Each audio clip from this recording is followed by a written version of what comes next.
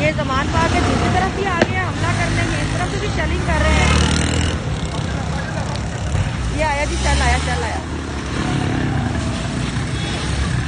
ये आया जी, चल। वो एक हो गया, एक ये पड़ा है।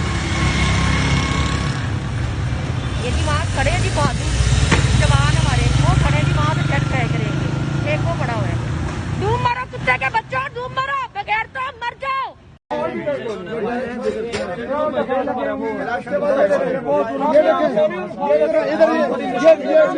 हर बार होगी गोली।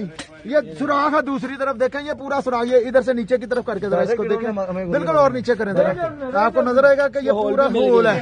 ये देखें, ये बंदा ले गया, कोई तो शर्म कर लेते पाकिस्तानी आवाम के आपके, पाकिस्तानी ये देखें।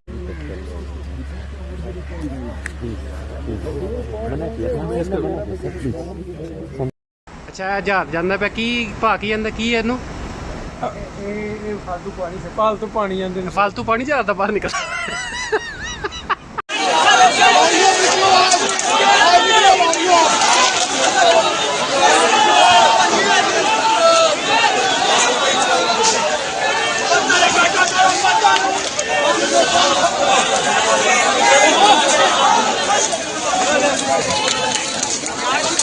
पानी पकड़ा एक बोतल